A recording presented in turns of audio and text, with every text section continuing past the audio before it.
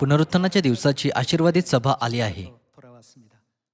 वसंत ऋतूतील सणांच्या भागाच्या रूपामध्ये वलांडण आणि बेखमीर भाकरीच्या सणानंतर परमेश्वराने आपल्याला पुनरुत्थानाच्या दिवसाची परवानगी दिली. वलांडण आपल्यासाठी महत्त्वाचा सण आहे, त्याचप्रमाणे बेखमीर भाकरीचा सण आणि पुनरुत्थानाचा दिवस पण आहे. सर्व सणांमध्ये महत्त्वाचा अर्थ सामावलेला नाही का?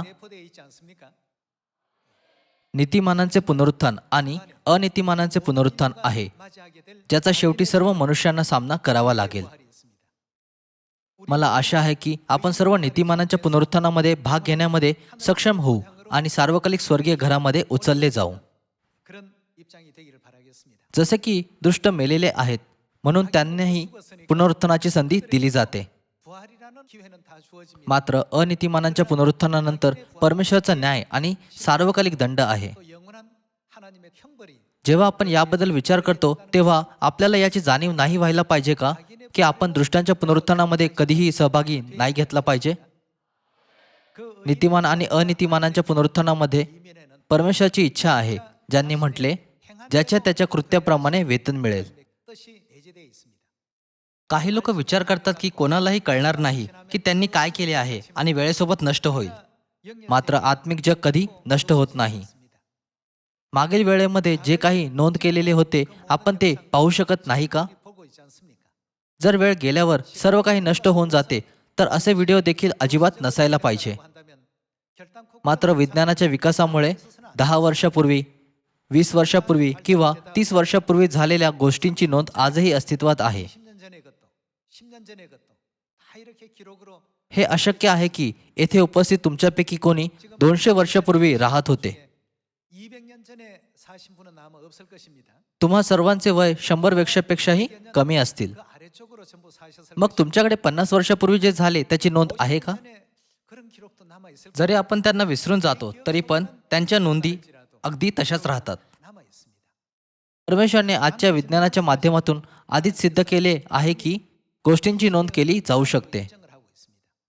जेव्हा एखादे टीव्ही स्टेशन एखाद्या दृश्याची नोंद करतात आणि त्याला आपल्या घरापर्यंत पोहोचवतात तेव्हा ते रेडिओ लहरींच्या माध्यमातून त्या उपकरणांपर्यंत पोहोचते करतात, ज्यावर आपण घर बसल्या त्या दृश्यांना पाहू शकतो.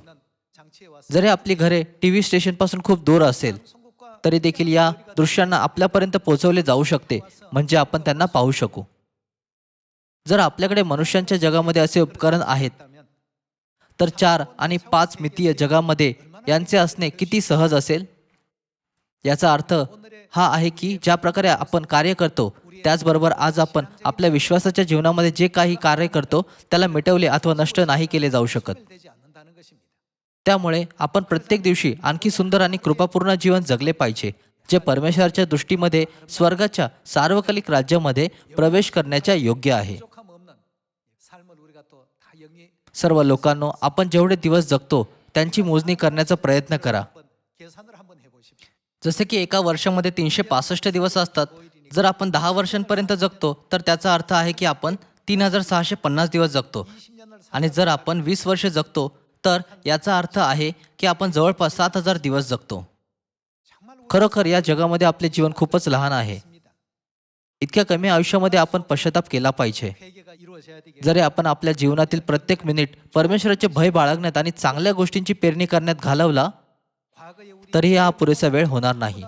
आपल्या सर्वांना रूपांतरित व्हायला पाहिजे आणि नवीन जन्म घ्यायला पाहिजे, म्हणजे आपण आपल्या सर्व पापी स्वभावाला मारू शकू आणि नीतिमत्वाच्या देहासह एक नवीन जीवन जगू शकू.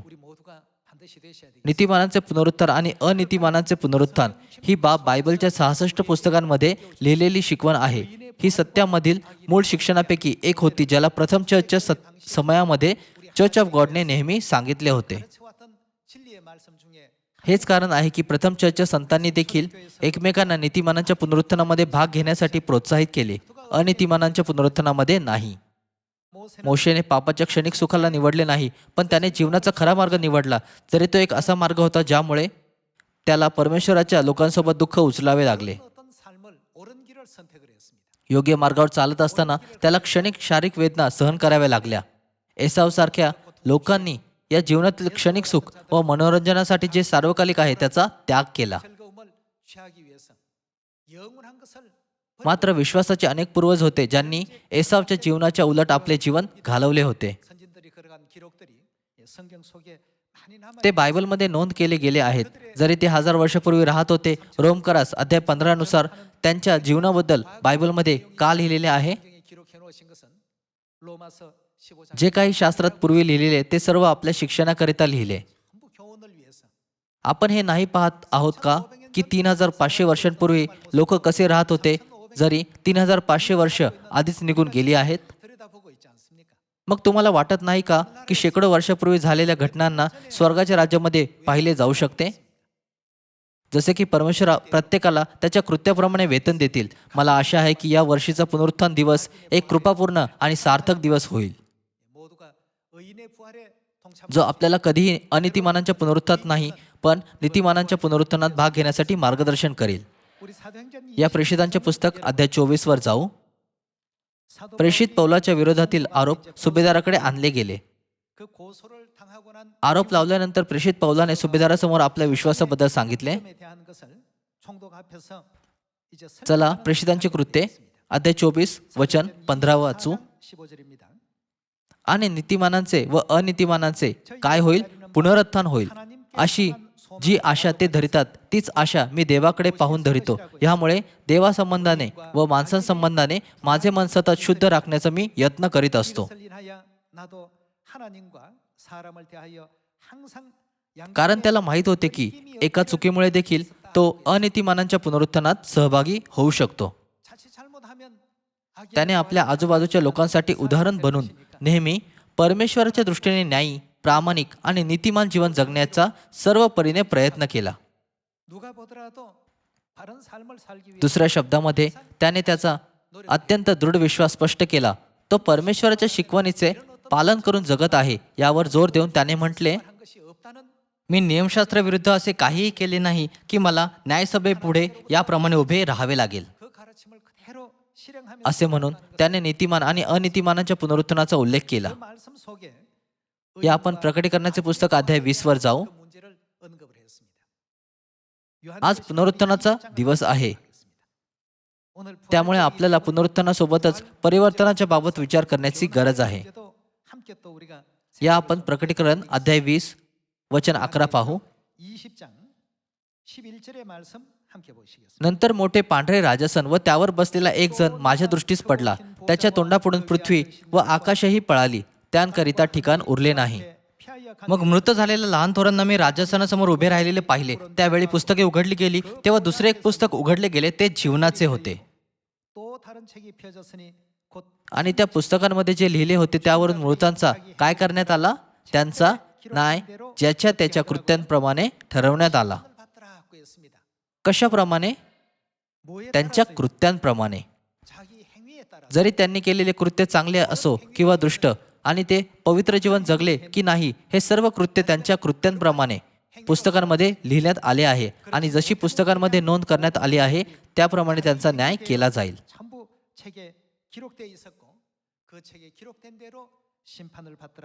हे कोणते लोक आहेत? हे ते आहेत ज्यांना पृथ्वी नावाची या त्रिमितीय जगामध्ये मृत या रूपात वर्णन करण्यात आले आहे. जेव्हा हे म्हणत आहेत मृतांचा न्याय केला जाईल, याचा अर्थ आहे की जे लोक अनितिमानांच्या पुनरुत्थानात भाग घेतात त्यांचा न्याय परमेश्वराद्वारे तेव्हा केला जाईल जेव्हा नीतिमान व अनितिमान दोघांचे पुनरुत्थान होईल. या आपण वचन 13 सोबत सुरू राहू. तेव्हा समुद्राने आपल्यामधील मृत मनुष्यास बाहेर सोडले. मृत आणि अधोलोक यांनी आपल्यातील मृतास बाहेर सोडले. येथे तेच पुन्हा म्हटले आहे. आणि ज्यांच्या त्यांच्या कृत्यांप्रमाणे प्रत्येकाचा न्याय ठरवण्यात आला. प्रत्येकाचा न्याय त्याच्या कृत्यांप्रमाणे ठरवण्यात आला. त्यामुळे आपण सर्वांना नीतिमानांच्या पुनरुत्थानात भाग घेण्यामध्ये सक्षम झाले पाहिजे, ज्याला परमेश्वराने आपल्यासाठी तयार केले आहे, आणि सार्वकालिक स्वर्गाच्या राज्याला वारसाने प्राप्त केले पाहिजे. न्यायाच्या अगोदर होणारी घटना पुनरुत्थान आहे. पुनरुत्थानाचा दिवस त्या दिवसाला स्मरण करण्याचा दिवस नाही का, जेव्हा येशू ख्रिस्त आपल्या मरणातून तिसऱ्या दिवशी मेलेल्यांतून पुन्हा उठले होते. येशू मेलेल्यातून उठल्यानंतर ते त्या जागेवर गेले जेथे शिष्य एकत्र झाले होते.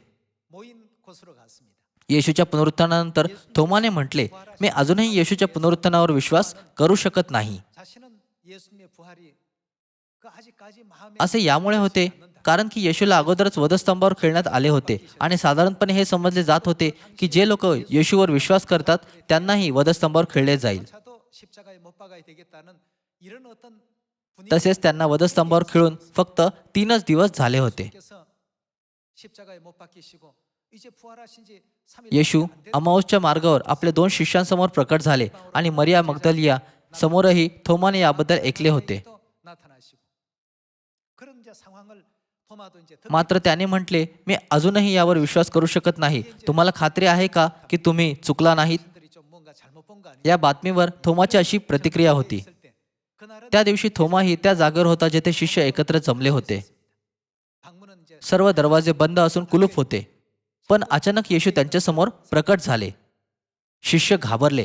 거기에 호련히 임하시 येशू येथे प्रकट झाले जेथे इतर लोकांना प्रवेश करण्यास अडवण्यासाठी एक गुप्त सभा आयोजित केली जात होती. 그게끔 비밀 모임이 이루어지고 있는 거기에 예수님께서 등장하셨습니다. या समय आपण या त्रिमितीय जगामध्ये वेळ आणि स्थानाच्या बंधनात आहोत. 제약을 받는 이런 몸 पण जर आपले येशूप्रमाणे पुनरुत्थान आणि रूपांतर होते 를 입고 तर आपण अशा शरीरामध्ये बदलून जाऊ जे त्रिमितीय जगासोबतच 4मितीय जगाचा देखील प्रवास करू शकतो. 4차원의 세계도 이렇게 해서 이제 येशू अचानक प्रकट झाले जेव्हा शिष्य सर्व दरवाजे बंद करून एकत्र जमले होते. 이와 같이 등 2 शिष्य जे अमाऊसच्या मार्गावर होते त्यांनी येशूला ओळखले नाही जरी त्यांनी येशूला पाहिले होते. 예수님인 줄 못 알아봤다고 했습니다.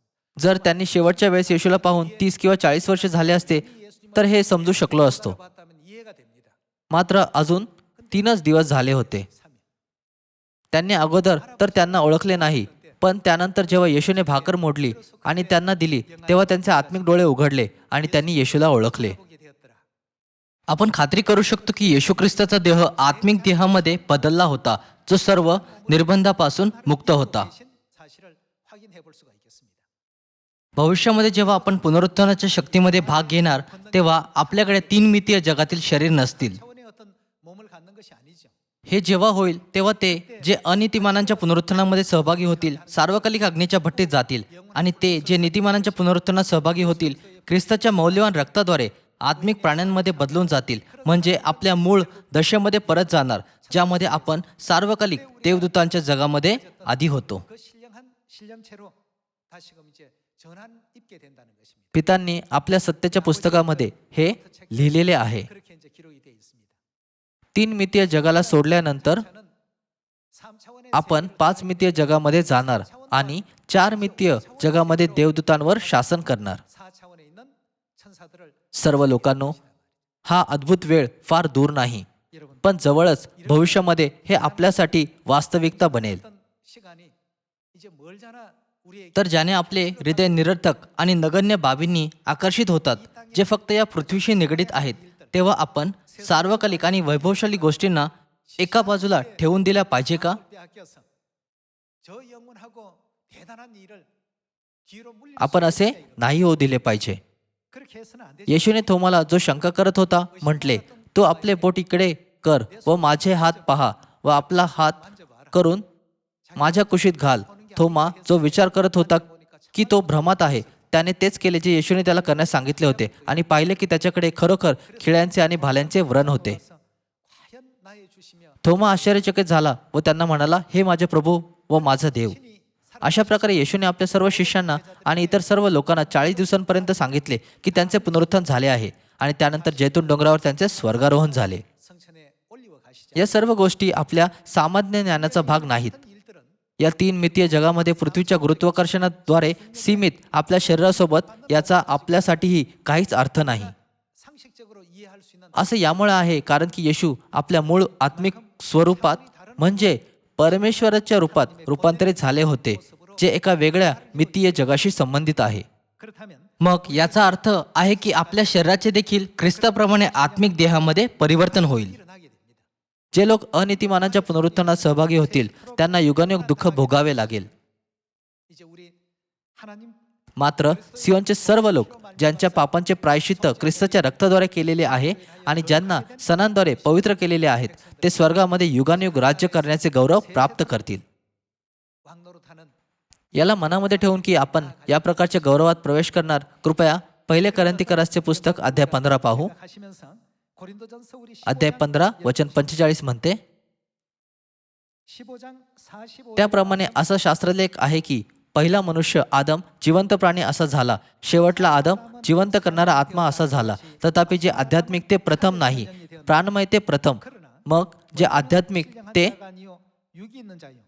그다음은 जर आपण वचन 40 पासून वाचू तर आपण येथे उल्लेखलेल्या पार्थिव आणि स्वर्गीय शरीराबाबत समजू शकू. वचन 40, 보시면 이 तसेच स्वर्गीय शरीरे व पार्थिव शरीरे आहेत, 40절에 보시면 하늘에 पण 속한 형제들이 स्वर्गीयांचे तेज 땅에 속한 एक आणि 형제들이 पार्थिवांचे एक. 하늘에 속한 자의 영광이 따로 सूर्याचे तेज निराळे, चंद्राचे तेज निराळे, ताऱ्यांचे तेज निराळे, कारण ताऱ्यांच्या तेजात भेद आहे. तसे मेलेल्यांचे पुनरुत्थान आहे. 별과 별의 영광이 जे विनाशीपणात पेरले जाते, पण जेव्हा आपण उठवले जाणार तेव्हा काय होईल? ते अविनाशीपणात उठवले जाते. जे अपमानात पेरले जाते ते गौरवात उठवले जाते. जे अशक्तपणात पेरले जाते ते सामर्थ्यात उठवले जाते. 욕된 것으로 심고 영광스러운 것으로 다시 살며 약한 것으로 심고 강한 것으로 प्राणमय शरीर असे पेरले जाते आणि आपण कोणत्या प्रकारचे शरीर घेऊन उठू? आणि आध्यात्मिक शरीर असे उठवले जाते. जर प्राणमय शरीर असेल तर आध्यात्मिक शरीरही आहे. 신령한 몸이 있나니라. बायबल आपल्याला शिकवते की स्वर्गदूतांच्या जगात 이 몸이 एक स्वर्गीय शरीर आहे, जसे पृथ्वीवर एक पार्थिव म्हणजे शारीरिक देह आहे. 반드시 있다라는 사실을 성경은 बायबल आपल्याला हे देखील सांगते की हे पुनरुत्थान त्या दिवशी होईल जेव्हा परमेश्वर आपल्या संपूर्ण गौरवाने या पृथ्वीवर येतील. 땅에 오시는 날 이루어지게 될 역사로서 या वचन 50 वर जाऊ. 해주고 있습니다. 예, 우리 50절로 넘어 बंधुजन हो, मी असे म्हणतो की मांस व रक्त यांना देवाच्या राज्याचे वतन मिळू शकत नाही आणि विनाशीपणाला अविनाशीपणाचे वतन मिळत नाही. 것은 섞지 아니할 것을 유업으로 받지 못. पहा, मी तुम्हाला एक रहस्य सांगतो. आपण सर्वच महानिद्रा घेणार नाही, तरी काय होईल? आपण सर्वजण बदलून जाऊ. 마지막 나팔에 순식간에 어떻게 된다고? पहा, आपण जे जिवंत आत्मिक देहामध्ये बदलून जाऊ, 신령체를 पण जे मेलेले आहेत त्यांच्याबद्दल काय? 사람들은 어떻게 या आपण वचन 52च्या सोबत सुरू ठेवूया. 계속 보겠습니다. क्षणात निमिषात शेवटला करणा वाजवला जाईल, तेव्हा मेलेले ते अविनाशी असे उठवले जातील आणि आपण बदलून जाऊ. पुनरुत्थान आणि रूपांतराला बायबलमध्ये एका संदर्भामध्ये समजावले गेले आहे. रोमकारास अध्याय 1 वचन 20 मध्ये परमेश्वराच्या वचनानुसार परमेश्वराने आपल्या निर्मिलेल्या पदार्थावरून आपली इच्छा प्रकट केली आणि प्रकटीकरण अध्याय 4 मध्ये परमेश्वराने म्हटले की त्यांच्या इच्छेशिवाय काहीच निर्माण झाले नाही. 하나님께서 만물을 지은 것이 하나도 없다고 해요. या परमेश्वराच्या सर्व निर्मितीमधून थोडक्यात पुनरुत्थानाच्या सिद्धांतावर एक दृष्टी टाकू. 살펴보시면 여러분들 그 बहुतेक प्राणी लहान असताना सुंदर दिसतात, पण पाणघोडा जेव्हा लहान असतो तेव्हा तो आकर्षक दिसत नाही. 예쁜데 이 잠자리는 아기 때는 보면 너무너무 흉측하답니다. पाणघोडा, अळी, 올챙이도 टेडपोल म्हणजेच बेडकाचे पिल्ले खातात, कारण ते त्यांचे नैसर्गिक शत्रू आहेत. जेव्हा ते पाण्याच्या आत राहतात तेव्हा ते आपल्या गालफाड्याने श्वास घेतात. पाणघोडा आपल्या जीवनातील प्राथमिक अवस्था पाण्याखाली अळीच्या रूपामध्ये घालवतो. 그런 어떤 जेव्हा ते त्या अवस्थेत असतात तेव्हा ते खूप कुरूप दिसतात, 너무나도 흉측합니다. पण जसे तसे ते मोठे होतात ते बदलण्याच्या प्रक्रियेमधून जातात. 벌레가 되고 부활이라는 이 변화라는 जेव्हा ते अनेक वेळा आवरण तोडतात आणि पुन्हा जन्म घेतात तेव्हा त्यांचे रूप पूर्णपणे बदलून जाते. 이때는 이제 뭐냐 भूतकाळात ते फक्त पाण्याखाली राहू शकत होते, पण आता ते पाण्याखाली राहू शकत नाहीत. 살수 없는 존재였지만 이제는 물속에 जेव्हा ते पाण्याच्या बाहेर राहण्यास सुरुवात करतात तेव्हा पाणघोडा आपल्या पंखांसोबत क्षणातच इकडे तिकडे उडून येथून तेथे जातात. यालाच बदलणे म्हणतात. 순식간에 날아다니는 이런 내용이 이제 रूपांतर आणि पुनरुत्थानाबाबत समजण्यामध्ये आपली मदत करण्यासाठी परमेश्वराने या प्रक्रियेतून जाण्यासाठी किड्यांचे जग आणि जनावरांच्या जगाची रचना केली. 곤충의 세계나 동물의 세계를 그렇게 또 만들어 놓은 असे म्हटले जाते की सिकाडा अळी 7 वर्षांपर्यंत जमिनीखाली राहते. 7년을 생활한다고 합니다. ते कुरूप आणि जाड सिकाडा अळी काळ्या 이라고 이렇게 मिरचीच्या शेताच्या जमिनीखाली मिळू शकतात. 밑에 이렇게 파서 보면 아주 सिकाडा अळी 7 वर्षापर्यंत अशीच जिवंत राहते, पण 7 वर्षानंतर जेव्हा ते आपले कवच काढतात तेव्हा त्यांचे शरीर पूर्णपणे बदलून जातात. 이것이 이제 그 7년 뒤에 허물을 이제 벗게 된다면 몸은 जसे ते अगोदर दिसत होते ते आता तसे दिसत नाहीत. 과거 모습은 त्यांचे रूप पूर्णपणे बदलून जाते आणि त्यांची जीवनशैली आणि राहण्याची जागा देखील बदलून जाते. 그들의 어떤 생활 형태와 생활 공간 자체가 अगोदर ते जमिनीमध्ये दबून राहत होते, पण वयस्क किडे बनल्यानंतर त्यांचे नवीन घर आकाश बनते. 그들의 주무대는 하늘입니다. पहिले ग्रंथिकारास अध्याय 15 मध्ये परमेश्वर रूपांतर आणि पुनरुत्थानाच्या अर्थाला सांगतात. 15장에서 지금 주셨는데 हे लिहिले आहे, मेलेले पुन्हा उठतील आणि आपण जिवंत ते बदलून जाऊ. 살아있는 우리는 변화를 입게 될 것입니다. आपण सर्व एकाच रूपात बदलून जाऊ. पण त्यांच्या आणि आपल्यामध्ये अंतर हे आहे की परमेश्वर आपल्याला मृत्यूचा स्वाद चखल्याविना 허락하셨고 बदलून देतील. 이미 죽었던 자들에게 आणि जे लोक आधीच मेले आहेत त्यांना परमेश्वर आणखी एका प्रक्रियेतून जाण्याची परवानगी देतील, जे की पुनरुत्थान आहे. मग जेव्हा आपण बदलतो तेव्हा आपण कोणत्या प्रकारच्या देहामध्ये बदलणार? 어떻게 변화하는 या आपण पुन्हा वचन 51 वाचू. 1절에 다시 봅니다. पहा, मी तुम्हाला एक रहस्य सांगतो. आपण सर्वच महानिद्रा घेणार नाही, तरी आपण सर्वजण बदलून जाऊ. क्षणात, निमिषात शेवटला करणा वाजला जाईल, तेव्हा मेलेले ते अविनाशी असे उठवले जातील आणि आपण बदलून जाऊ. 다시 살고 우리도 변화하리라. कारण हे जे विनाशी त्याने अविनाशी पण परिधान करावे आणि हे जे मर्त्य त्याने अमरत्व परिधान करावे हे आवश्यक आहे. 섞습니다. 그런데 하나님께서 부활과 आपला देह विनाशी आहे, 해 주신 मात्र शेवटल्या क्षणामध्ये जेव्हा परमेश्वर आपल्या पुनरुत्थान आणि बदलण्याची परवानगी देतील, आपण खरोखर आपल्या विनाशी देहामधून अविनाशी देहामध्ये बदलून जाऊ. 사에 신령체로서 변화를 입게 된다고 했습니다. हे जे मर्त्य त्याने अमरत्व परिधान करावे हे आवश्यक आहे. 4절입니다. या वचन 54 वर जाऊया. हे जे विनाशी त्याने अविनाशी पण परिधान केले आणि हे जे मर्त्य त्याने अमरत्व परिधान केले, असे जेव्हा होईल तेव्हा मरण विजयात गिळले गेले आहे असा जो शास्त्रलेख आहे तो पूर्ण होईल. 너희에게 अरे मरणा, तुझा विजय कुठे? अरे मरणा, तुझी नांगी कुठे? 소는 것이 어디에 있느냐? 사망의 소는 मरणाची नांगी पाप आणि पापाचे बळ नियमशास्त्र आहे, परंतु जो देव आपल्या प्रभू येशू ख्रिस्ताच्या द्वारे आपणाला जय देतो त्याची स्तुती असा. 감사노니. 그러므로 म्हणून माझे प्रिय बंधूंनो, प्रभूमध्ये तुमचे श्रम व्यर्थ नाहीत हे तुम्ही जाणून आहात. म्हणून तुम्ही स्थिर व आढळ व्हा आणि प्रभूच्या कामात सर्वदा अधिकाधिक तत्पर असा. 주 안에서 हे म्हणते मर्त्य ते अमरत्व परिधान करतील आणि विनाशी ते अविनाशीपणाला परिधान करतील. 썩을 몸이 썩지 아니할 몸으로 हे एक पवित्र शिक्षण आहे ज्याचा परमेश्वराने त्या संतांना वादा केला आहे, ज्यांचे रूपांतर आणि पुनरुत्थान होईल. 성도들에게 약속하신 आपण जवळच भविष्यामध्ये अशा गौरवामध्ये प्रवेश करू. 우리가 이제 이런 어떤 सिकाडाची अळी मोठ्या सिकाडामध्ये बदलून जाते. 군뱅이가 매미로 변신 आधी पानघोड्याच्या अळी पाण्यामध्ये राहतात, पण जेव्हा ते मोठे होतात तेव्हा ते अशा देहामध्ये बदलतात ज्याच्यासोबत ते उत्तर, दक्षिण, पूर्व, पश्चिम मध्ये जाऊ शकतात आणि एका क्षणात स्वतंत्रपणे उडू शकतात. 북으로 가고 싶은 대로 마음만 먹었다 하면 순식간에 날아갈 수 जसे की आपण आज पुनरुत्थानामध्ये समाविष्ट परमेश्वराच्या वचनाबद्दल अभ्यास केला आहे, या आपण आपल्या हृदयावर करूया की 하나님께서 आपण कधीही अनितिमानांच्या पुनरुत्थानात भाग नाही घेतला पाहिजे, 하실 때 परंतु नीतिमानांच्या पुनरुत्थानात भाग घेतला पाहिजे. 악인의 부활에는 참여하는 우리가 되어서는 안 या आपण फिलिपिकरासचे पुस्तक अध्याय 3 वर जाऊ. 새겨 주시기를 부탁드리겠습니다. फिलिपिकरास अध्याय 3 वचन 20. 3장으로 한번 넘어가 보겠습니다. आपले नागरिकत्व तर स्वर्गात आहे, तेथून प्रभू येशू ख्रिस्त हा तारणारा येणार आहे, त्याची आपण वाट पाहत आहोत. 오직 우리의 시민권은 하늘에 있는지라. 거기로서 구원하는 자 ज्या सामर्थ्याने तो सर्व काही आपल्या स्वाधीन करण्यास समर्थ आहे, त्या सामर्थ्याने तो तुमचे आमचे 복종케 하실 수 दैन्यावस्थेतील शरीर म्हणजे आपला शारीरिक देह स्वतःच्या गौरवस्थेतील शरीरासारखे व्हावे म्हणून त्यांचे रूपांतर करील. याचा अर्थ आहे की आपला देह बदलला जाईल.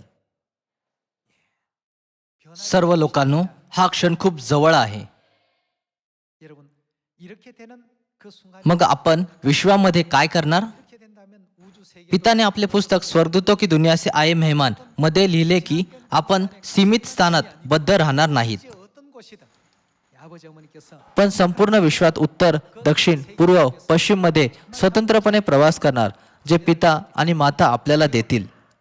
동으로 서로 남으로 북으로 마음껏 이렇게 온 우주 세계를 कारण की आपण स्वतंत्र स्त्रीची मुले आहोत, हो ना? 손님들 기록해 놓지 않았어야 आपण या वचनावर आपली आशा कधी नाही गमावली पाहिजे. 되겠습니다. या पहिले तेसलोनिकरास अध्याय 4 मध्ये जाऊन पाहू की तो कोणत्या प्रकारचा दिवस असेल जेव्हा आपले रूपांतर होईल. 우리 4장을 열어보도록 합시다. या अध्याय 4 वचन 13 वाचू. 4장 13절입니다.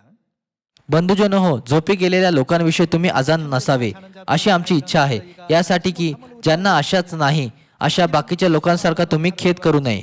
슬퍼하지 않을 कारण येशू मरण पावला व पुन्हा उठला असा जर आपला विश्वास आहे तर त्याप्रमाणे येशूच्या द्वारे जे झोपी गेले आहेत त्यांना देव त्यांच्याबरोबर आणील. जे झोपी गेले आहेतचा अर्थ ते लोक आहेत ज्यांचा शारीरिक देह मरण पावला आहे. 죽은 자들도 하나님이 प्रभूच्या वचनावरून आम्ही हे तुम्हाला सांगतो की प्रभूचे येणे होईपर्यंत जे आपण जिवंत असे उरू ते आपण झोपी गेलेल्यांच्या आघाडीत जाणारच नाही. 강림하실 때까지 우리 살아남아 있는 जा도 कारण आज्ञाध्वनी आद्य दिवदेवतांची वाणी व देवाच्या तुरईचा नाद होत असता प्रभू स्वतः स्वर्गातून उतरेल आणि ख्रिस्तामध्ये जे मेलेले आहेत ते पहिल्याने उठतील. 강림하시리니 그리스도 안에서 죽은 자들이 먼저 नंतर जिवंत उरलेले आपण त्याच्याबरोबर प्रभूला सामोरे होण्यासाठी मेघारूढ असे अंतराळात घेतले जाऊ आणि तसेच सदा सर्वदा प्रभूजवळ राहू. 공중에서 주를 영접하게 하시니 म्हणून या वचनांनी एकमेकांचे सांत्वन करा. 주와 함께 있으리라. 그러므로 हे वचन खरोखर सांत्वना देणारे नाही का? 갖고 있습니다. 참으로 위로받을 만한 या आपण त्या गौरवशाली वेळेची आशा करू जेव्हा आपण सर्व नीतिमानांच्या पुनरुत्थानात भाग घेऊ आणि आपल्या पिता आणि माताच्या सार्वकालिक राज्यामध्ये जाणार जे आपले सार्वकालिक घर आहे. 이제 속히 돌아갈 영광된 그 시간 परमेश्वरने आपल्याला पाप आणि मृत्यूच्या शक्तीपासून मुक्त केले आहे. परमेश्वरने आपल्याला स्वतंत्र स्त्रीची मुले बनण्याची परवानगी दिली आहे म्हणजे आपण नीतिमानाच्या पुनरुत्थानात सहभागी होऊ शकू. 자유를 주셨기 때문에 우리가 자유자의 자녀가 되고 의인의 मात्र काही गोष्टी आहेत ज्या आपल्याला तोपर्यंत केल्या पाहिजे जोपर्यंत पिता आपल्याला घेण्यासाठी या पृथ्वीवर येत नाहीत. 하나님께서 이 땅에 우리 자녀들을 데리러 오시는 그 순간까지 परमेश्वरने वचन दिले आहे की ते आपल्या कृत्यांप्रमाणे वेतन देतील. 행위대로 या आपण त्या वचनाला आपल्या मनामध्ये ठेवू आणि सुवार्तेसाठी जोमाने परिश्रम करू 하늘 그 행실록에 म्हणजे आपले पुष्कळ सुंदर कार्य स्वर्गीय कार्यांच्या पुस्तकात नोंदवले जाऊ शकतील. 그렇게 노력할 수 있는 우리 या पृथ्वीवर गोष्टी खरोखर क्षणिक आणि अस्थिर आहेत. समय उडून जातो. 너무나도 순간이고 너무나도 잠깐입니다. आपण नेहमी विचार करतो 10 वर्षे निघून गेले आहेत का? 20 वर्ष अगोदर निघून गेले आहेत का? 언제 이렇게 20년이 돼? असे वाटते जसे कालचीच गोष्ट आहे जेव्हा पिताचे स्वर्गारोहण झाले. हे खूप आश्चर्यजनक आहे. 거짓말 같습니다. हे खोट्यासारखे वाटते. मला सतत असे वाटते की आपण संकुचित वेळेच्या भिंतीला पार केले आहे. मला आशा आहे की जो वेळ वाचला आहे त्यातही असेच जाणवत राहील. 앞으로 남은 시간도 역시 마찬가지. मला माहीत नाही की तरुणांसाठी माझ्या वयापर्यंत पोहोचण्याचा आणि याचा अनुभव करण्याचा वेळ असेल की नाही. 될 때까지 시간을 경험하실 수 있을지는 जेव्हा मी त्यांच्या वयाचा होतो त्यावेळी मी खरोखर मोठ्या लोकांच्या गोष्टींना लक्षात ठेवत नव्हतो. 그 당시에는 마음에 와닿는 मी फक्त विचार केला मला वाटते की प्रत्येकजण मोठा झाल्यावर अशाच गोष्टी करतो. 얘기들을 많이 하시구나. मात्र हे आपल्या आत्म्याविषयी परमेश्वराचे सत्य वचन आहे. 영혼에 대한 하나님의 말씀이십니다. या आपण असे काम करू नये जे आपल्याला अनीतिमानांच्या पुनरुत्थानाकडे घेऊन जातात. 죽을 것이 아니고 पण या आपण सर्व नीतिमानांच्या पुनरुत्थानात भाग घेण्यास सक्षम होऊ 정말 이 죽을 것이 म्हणजे आपण आपल्या मर्त्य शरीरातून अमरत्व शरीरात बदलण्याच्या अनुभवामध्ये सहभागी होऊ शकू. 한번 해보시기를 부탁드립니다. आज पवित्र पुनरुत्थानाचा दिवस आहे. 오늘은 거룩한 부활절입니다. हा तो दिवस आहे जेव्हा ख्रिस्त मेलेल्यातून उठले होते आणि हा तो दिवस आहे जेव्हा त्यांनी मृत्यू आणि अंधकाराच्या शक्तीला पूर्णपणे नष्ट करून टाकले होते. 다 타파하시고 깨뜨리신 आशा करतो की अंधाराला पूर्णपणे तोडण्यात येईल आणि पाप आणि मृत्यूकडे मार्गस्थ करणारे सर्व विचार 사망과 죄된 생각 आपल्या अंतःकरणातून नष्ट होतील म्हणजे परमेश्वर जे प्रकाश आहेत पूर्णपणे आपल्या आत राहू शकतील 완전히 또 안주하시고 आणि आपण आपले उरलेले जीवन परमेश्वरासोबत आनंदाने जगू शकू. 생애하는 앞으로의 모든 시간이 꼭 되기를 바라겠습니다. आपले खूप खूप आभार. परमेश्वर तुम्हाला आशीर्वाद देव.